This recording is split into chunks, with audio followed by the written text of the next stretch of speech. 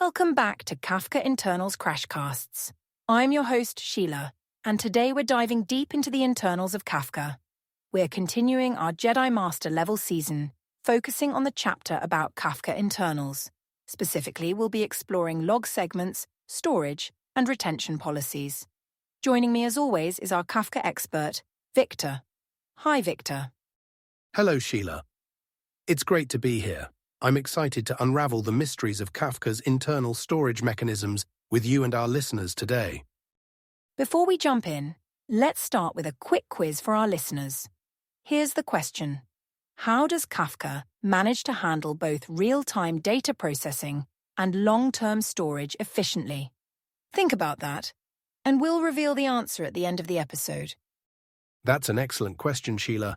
It really gets to the heart of what makes Kafka such a powerful system. I'm looking forward to hearing our listeners' thoughts on this.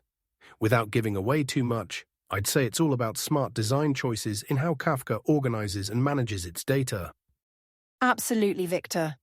Now, before we dive into the depths of log segments and storage, could you give us a quick refresher on what a Kafka log is? Certainly. In Kafka, a log is essentially an append-only sequence of records. Each topic partition has its own log, which is where all the messages for that partition are stored. It's important to remember that Kafka doesn't delete messages immediately after they're consumed. Instead, it retains them for a configurable period of time, or until a certain size is reached. That's a great foundation. Now let's talk about log segments. I understand that Kafka doesn't store all messages in a single file, but instead breaks them up into segments. Can you explain why this is done and how it works? You're absolutely right, Sheila. Kafka divides each partition's log into segments, which are essentially chunks of data stored as separate files on disk.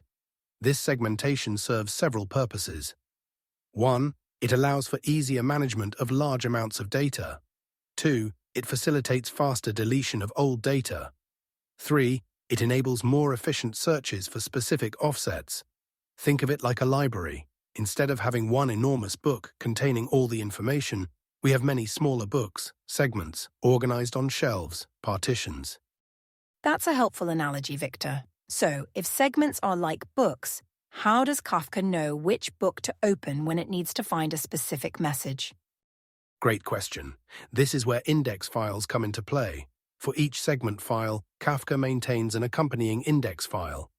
This index file acts like a card catalog in our library analogy.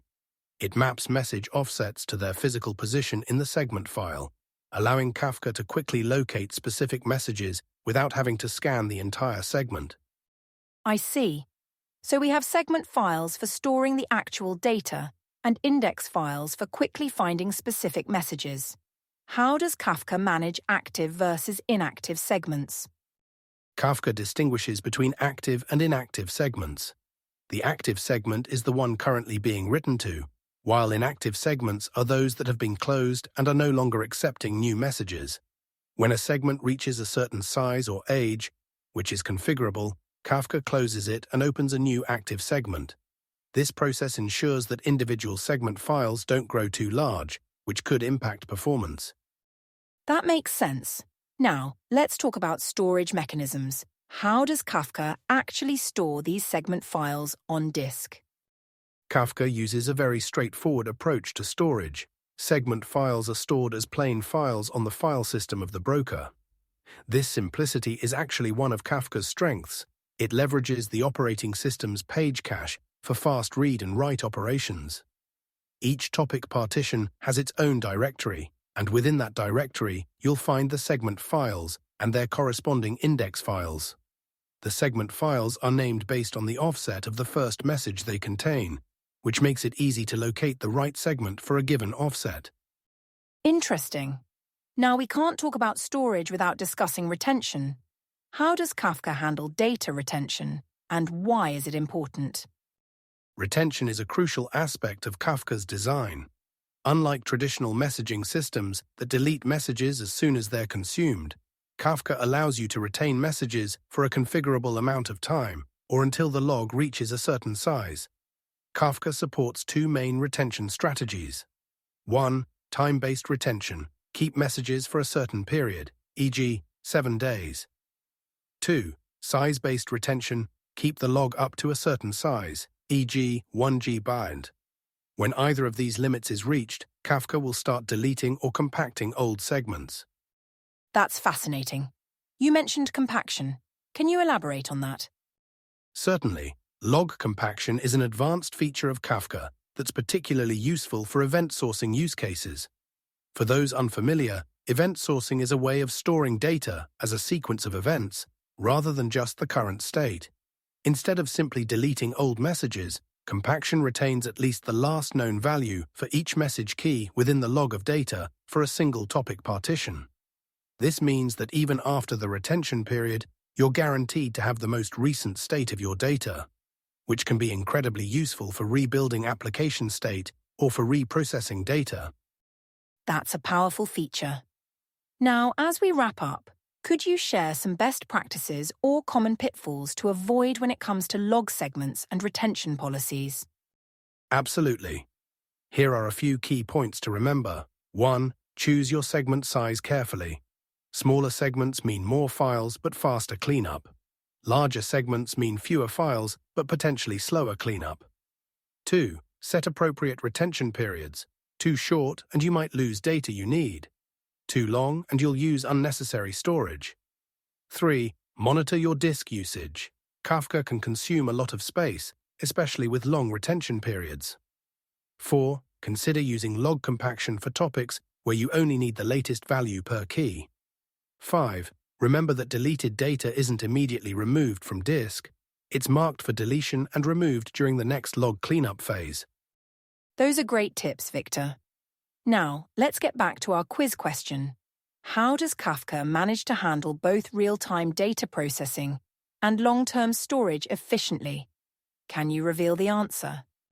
Of course, the answer lies in Kafka's smart use of log segments and the page cache. By breaking logs into segments, Kafka can efficiently handle real-time writes to the active segment while allowing for easy cleanup of old data.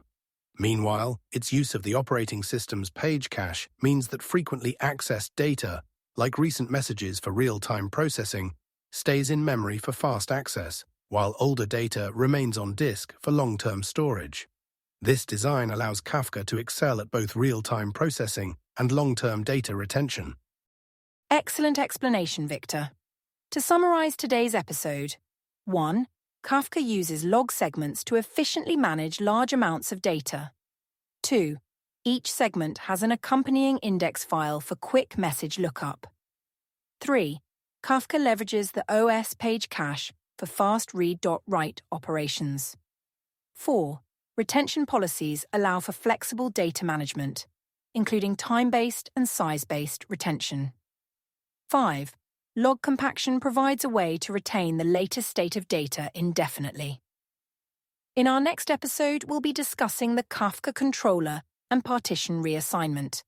Until then, keep those Kafka clusters humming. And don't forget to subscribe to our podcast and leave us a rating if you're enjoying the series. Thanks for listening.